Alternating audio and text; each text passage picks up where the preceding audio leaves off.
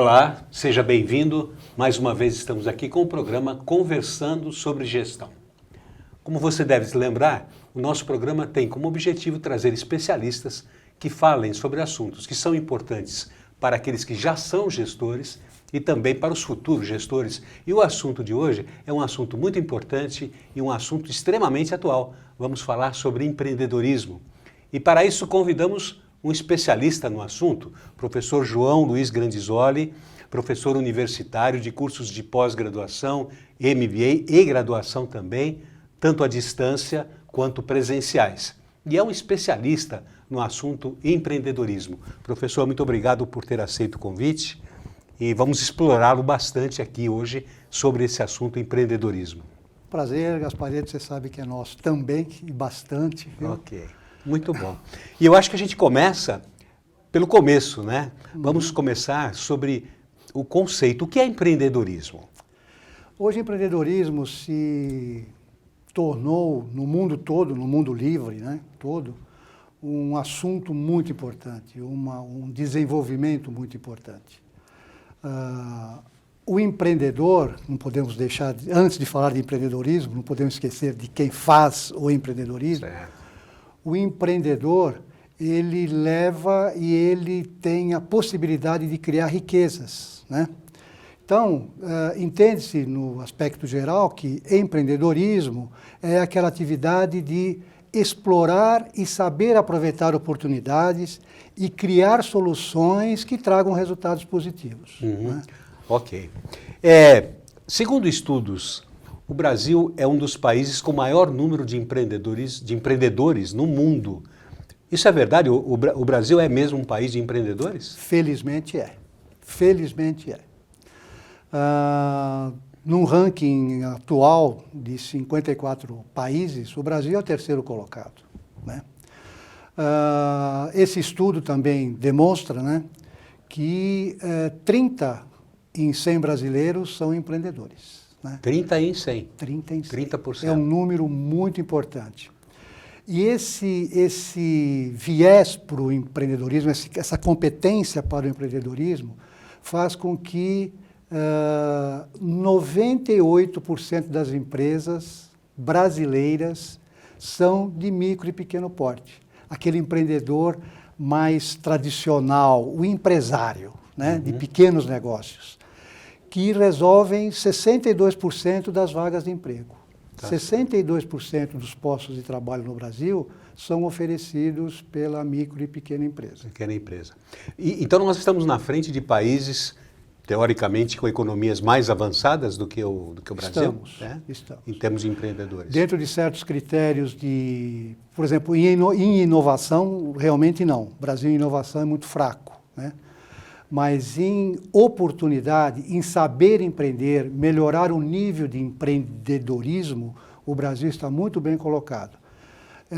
Atrás de Inglaterra e atrás dos Estados Unidos. Apenas? Apenas, né? 71% dos empreendedores brasileiros, um número muito expressivo, muito bom, empreendem por oportunidade e não na base do improviso, da necessidade, etc. Entendi. Então, por oportunidade é aquela pessoa que quer se tornar empreendedor ou já é empreendedor e visualiza oportunidades. E a partir dessa visualização, pesquisa, levanta dados, procura conhecer melhor os aspectos daquela oportunidade e desenvolve planejamentos, desenvolve contatos, enfim, procura ter uma certeza melhor quantificada, né, para que possa iniciar ou fazer uma modificação no seu negócio, no seu empreendimento. E o Brasil oferece algum auxílio, alguma ajuda a esse empreendedor? Quer dizer, existem políticas do governo estadual ou federal que ajudem o empreendedor nesse sentido? Também tem caminhado, e tem caminhado bem, né? O Brasil, através o governo, né, através daquele Estatuto da Micro e Pequena Empresa, oferece uma série de incentivos às empresas de micro e pequeno porte. Ao início e à a continuidade e fortalecimento desse tipo de empreendimento. Alguns incentivos, como, por exemplo, órgãos estatais, em valores até R$80 mil, por exemplo, têm obrigação de consultar micro e pequenas empresas, fazer a tomada de preços com micro e pequenas empresas. Ótimo, isso incentiva bem. Existe uma desburocratização, não é ideal ainda, mas é um passo importante, no sentido do microempresário ter menos custos e mais facilidades para tratar da papelada da sua empresa, né?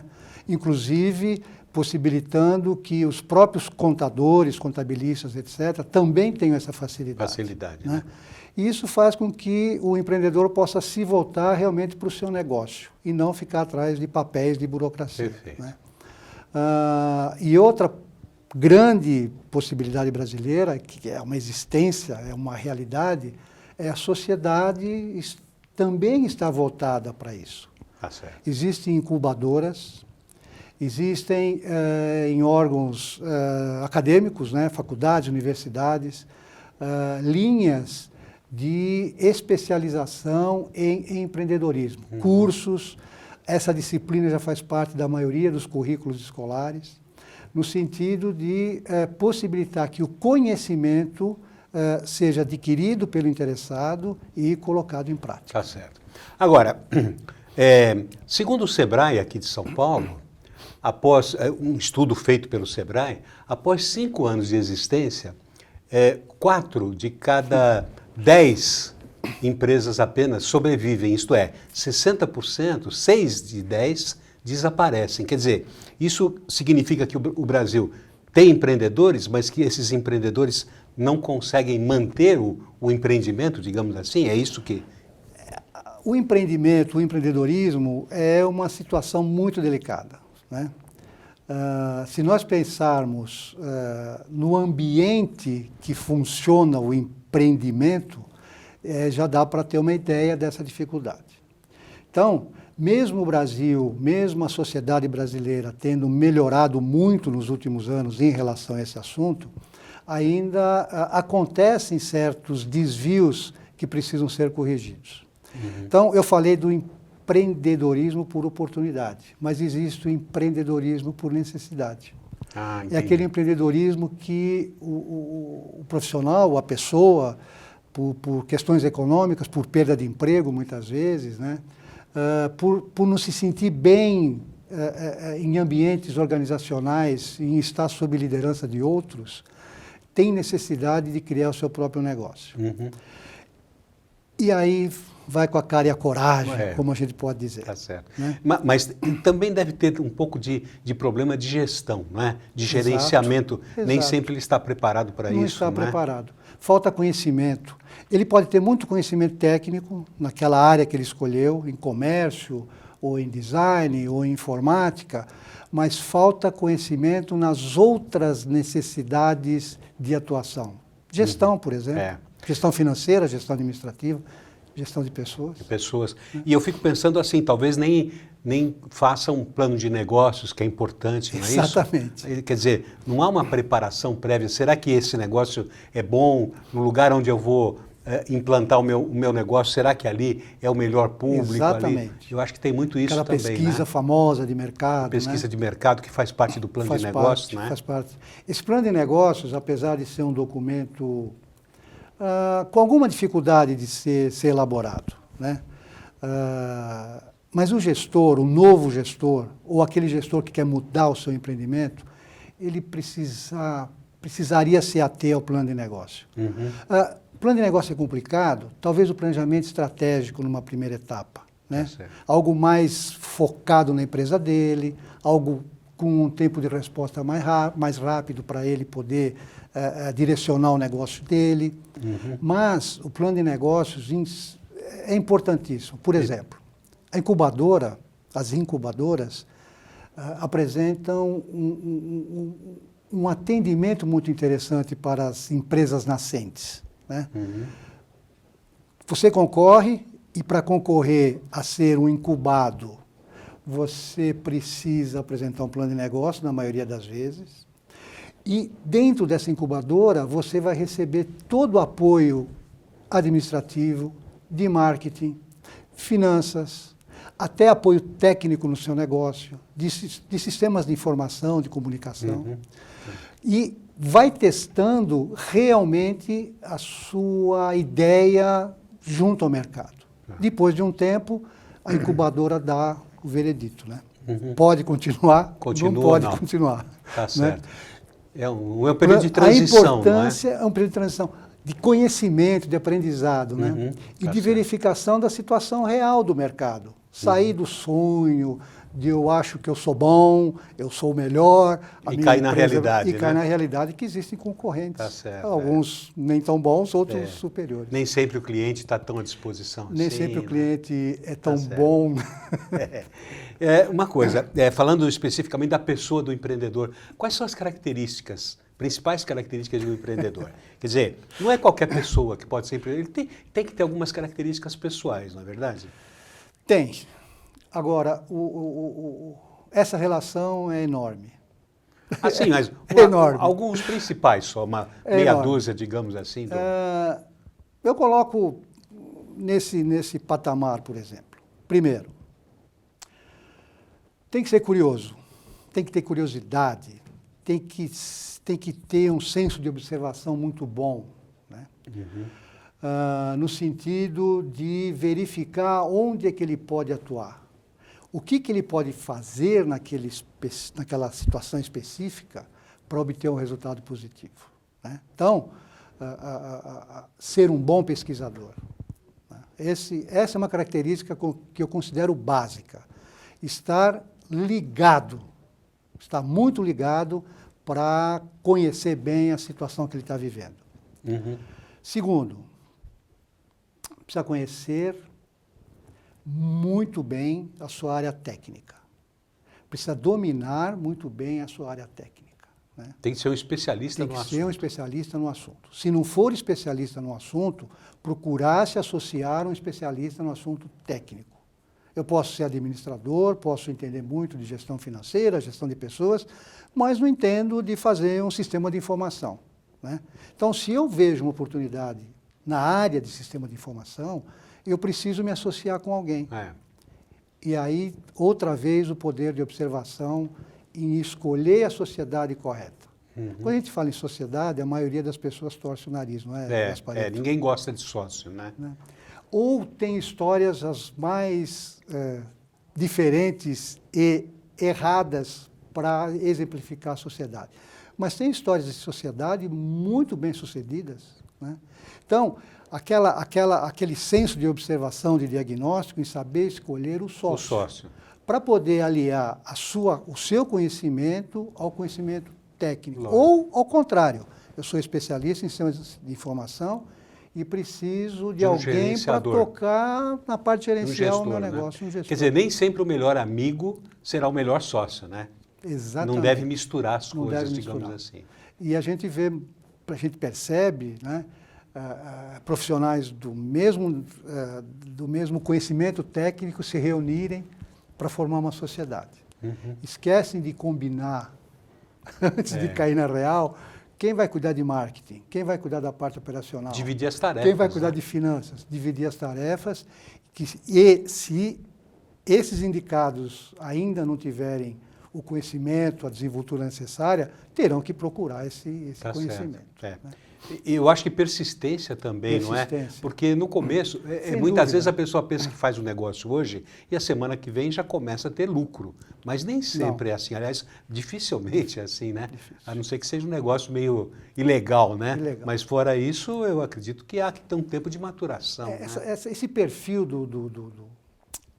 do empreendedor, ele vai variar conforme as situações que o empreendedor estiver situado, né? Estiver vivendo, estiver sofrendo. Né? Então, em algum momento, ele talvez tenha que se interessar muito pela parte de legislação, para saber se as suas decisões, ou as decisões do seu grupo, não estão contrariando algumas decisões legais. Entendi. Eu não conheço, é muito difícil conhecer, né, a legislação. Ela é muito ampla, né? Muito ampla, muito detalhada, etc. É verdade. E a sociedade tem cobrado das organizações, dos empreendimentos, uma atuação responsável, sustentável, etc., que muitas vezes foge ao controle daquelas pessoas que estão reunidas para tomar uma decisão. E, de repente, é uma decisão contrária ao interesse. Outro perfil interessante é estudar. Estudar. É saber estudar. Né? Independente de cursos formais, etc., saber estudar, se interessar por estudar. Né? Foco, concentração. Tá certo. Né? Porque as coisas não caem do céu. Né? Não adianta ficar com a mão para cima e tentar que as coisas venham prontas. Então, precisa buscar o conhecimento. Precisa se interessar em desenvolver o conhecimento. E esse conhecimento, por isso o sentido de observação afinado, pode estar num filme, num momento de lazer. Você pode aprender muita coisa. Né? Pode estar na conversa, como nós aqui, por exemplo, descontraída. Pode estar na leitura de um jornal ou na percepção de uma entrevista na televisão, né? Que as pessoas colocam certas coisas que têm a ver com a situação que eu estou vivendo. Com a área que ele atua. Que atua. Né? Só que por faltar foco, concentração, aquilo passa e perde-se a oportunidade de aprendizado. Exato, isso é importante. É importantíssimo. Importante. Eu vejo assim o empreendedor como uma pessoa bastante independente, não é? E aí vem a minha dúvida. Por exemplo, muitos empreendedores resolvem começar um empreendimento se valendo da experiência de outra pessoa, do tipo franqueador, né? Então ele compra uma franquia e esperando, evidentemente, aproveitar toda a experiência que já existe na área ali daquela... Mas o empreendedor se dá bem como franqueado pelo fato de que um franqueado é uma pessoa que tem dificuldade de fazer as coisas do jeito que ele gostaria de fazer. E o empreendedor é uma pessoa mais independente. Como é que é essa relação? Acha que é possível dar certo isso? Não? É possível, é muito possível. Né? Mas, sempre tem um mas. Né? Precisamos conhecer mais o perfil do empreendedor. Né? Existem direitos e deveres de franqueados e franqueadores. Né?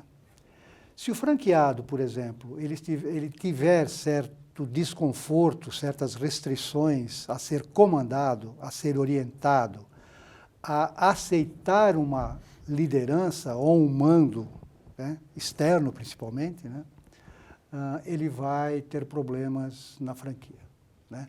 Ele vai tentar fazer do jeito dele e fugir às obrigações que ele tem que responder. Porque tem alguns franqueadores que são mais rígidos, né? Exatamente. Você tem que olhar até o guardanapo que vai usar, tem que ser daquele... Exatamente.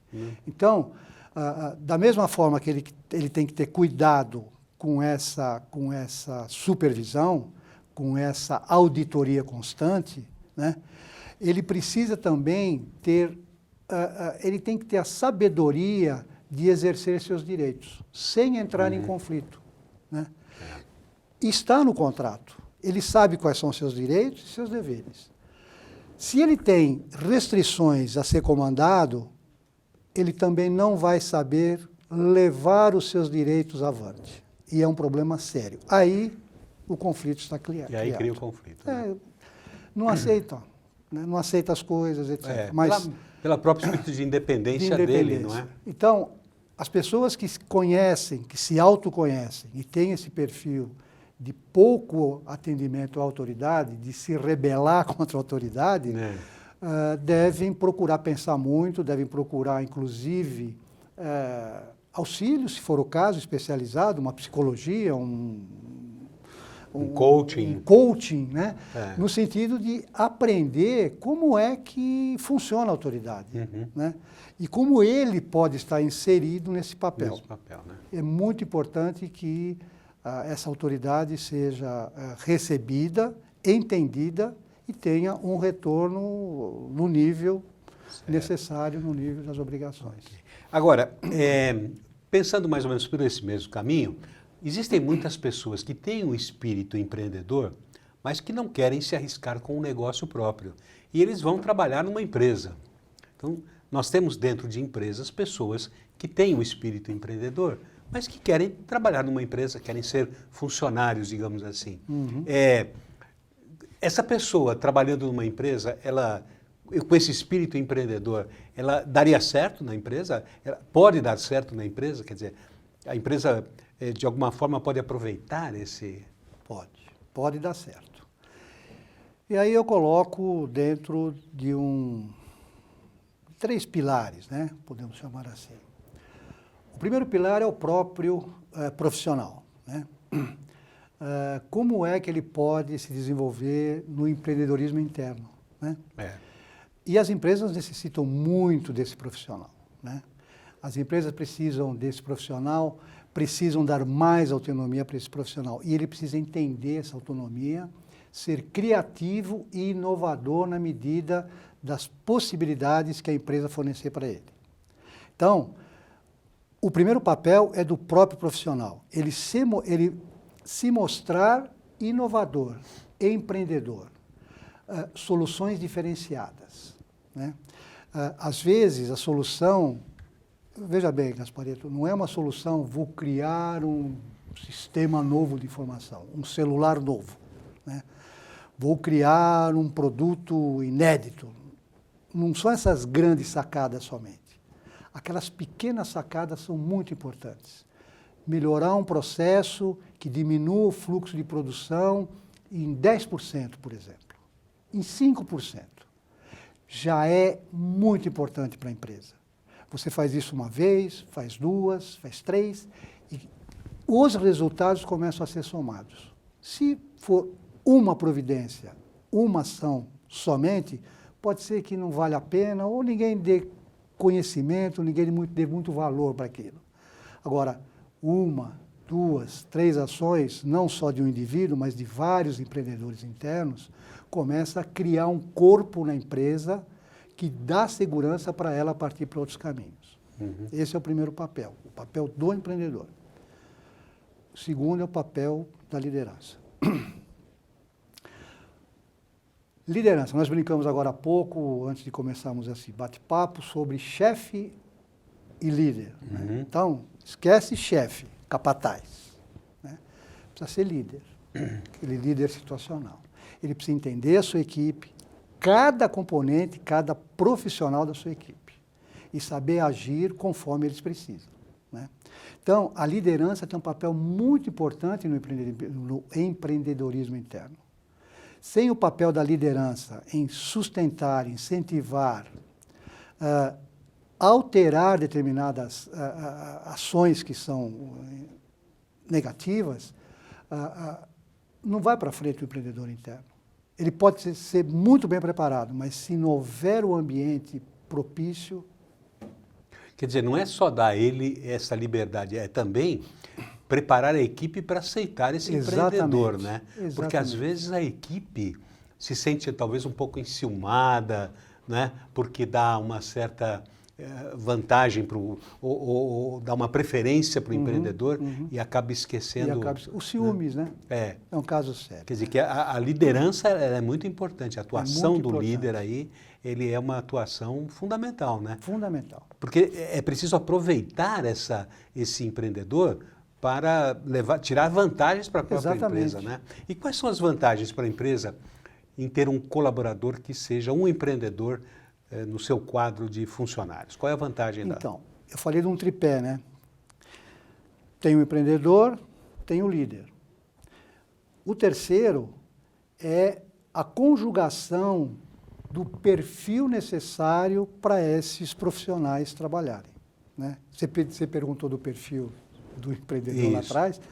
O empreendedor interno também tem certas características no seu perfil. O líder voltado, interessado na inovação, no empreendedorismo interno, também tem certas características pessoais, técnicas, para fazer com que o grupo, cada indivíduo e o grupo funcionem muito bem. Então, esses atores têm que ser levados à criatividade e à inovação, sem dúvida nenhuma, né? Eles têm que ser incentivados, eles têm que aprender a fazer isso. o empreendedor, o empreendedorismo pode ser aprendido. A liderança pode ser aprendida. Né? Então, na medida que a organização como um todo disponibiliza esse conhecimento, incentiva esse estudo, ela começa a receber resultados. Aí, os líderes têm que ter o perfil necessário para aproveitar e não vetar as oportunidades à medida que apareçam alguns erros. É difícil não aparecer erro. É difícil, é verdade. É muito difícil. Então, no perfil que você diz persistência lá atrás, é saber aceitar os erros e persistir naquela ideia. Muda alguma coisa. Né? Os objetivos são dinâmicos. Né? Então, muda alguma coisa. Né? Quer dizer, um líder que não tem esse espírito de desenvolver as pessoas e tudo mais, aquele líder que tem um ciúme daquele colaborador que se destaca, ele acaba abafando. E a empresa perde a chance de aproveitar esse espírito empreendedor. Sem dúvida nenhuma. Sem dúvida nenhuma. E o mercado percebe, né? Aliás, o mercado percebe antes do que o ambiente interno e começa a dar sinais, né? As vendas caem, as reclamações sobem, né? Determinados contatos abaixam, emudecem, né? E se o pessoal de dentro não estiver ligado nessas variações, imediatamente o ambiente interno se deteriora. É difícil criar um bom ambiente, mas deterioração de ambiente acontece muito rapidamente. É verdade. Muito rapidamente. Agora, a empresa não deve ter apenas empreendedores, né? É preciso ter gente que execute também, na verdade. Dúvida. Então, é uma combinação de empreendedorismo, o espírito de empreendedor, com a execução. Né? Como você falou no empreendedor pessoal, que se tem sócio, tem que ser complementar. Então, né? aí a importância do empreendedorismo empreendedorismo interno, né? É deixar muito claro para o ambiente interno que o empreendedorismo acontece em todos os níveis da organização, em todos os processos da organização. Às vezes nós percebemos dificuldades de atendimento de prazos internos, né? O cliente interno, o fornecedor interno, né? Que tem muita dificuldade em fazer as coisas direito, entregar no prazo, etc. Né? Certo. E às vezes a mudança de uma execução, mesmo que esteja determinada de uma forma, pode facilitar isso, pode entregar resultados melhores internamente. Se não há essa caracterização de que o empreendedorismo interno é bem-vindo, vamos fazer isso em todos os níveis, nos níveis de pensamento da organização, nível estratégico, tático, mas no nível operacional também, né? de execução. Tem que envolver. E que o técnico tenha autonomia para colocar suas ideias. Outra vez o papel do líder em buscar isso. Tá certo. Professor, estamos chegando, infelizmente, ao final do nosso bate-papo. Eu deixo aí as últimas palavras para aquela pessoa que pretende ser um empreendedor e para aquele que tem empreendedores sob suas ordens nas empresas, né? O que o senhor recomendaria como palavra final, aquele estímulo final para essas pessoas? Preocupem-se em transmitir para o seu ambiente, para as pessoas do seu ambiente, confiança. Sem confiança, nós estamos vivendo a Copa do Mundo. Determinados resultados que aconteceram, você pode avaliar sendo assim, poxa, mas esse time A, que goleou o time B, demonstrou uma confiança em ir na bola, em chutar, né? Em cobrir uma posição, desculpe a rouquidão aqui, que o time B não apresentou, ficou indeciso, não teve iniciativa. Tá certo. Então, é muito importante Confiar. que nós entendamos as pessoas, possamos confiar nelas e saber que elas são diferentes. Tá certo. Cada indivíduo é diferente. Indivíduo. Tá certo. E nós temos uma mania de cuidar como grupo, como equipe. Tudo isso começa no indivíduo. É uma confiança e uma preparação Exatamente. também, né? Tá ótimo. Tá bom? Foi um Professor, prazer. muito obrigado pela sua presença, agradeço muito. Espero que essa entrevista tenha sido útil e o assunto é bastante interessante. E estamos terminando mais um programa conversando sobre gestão.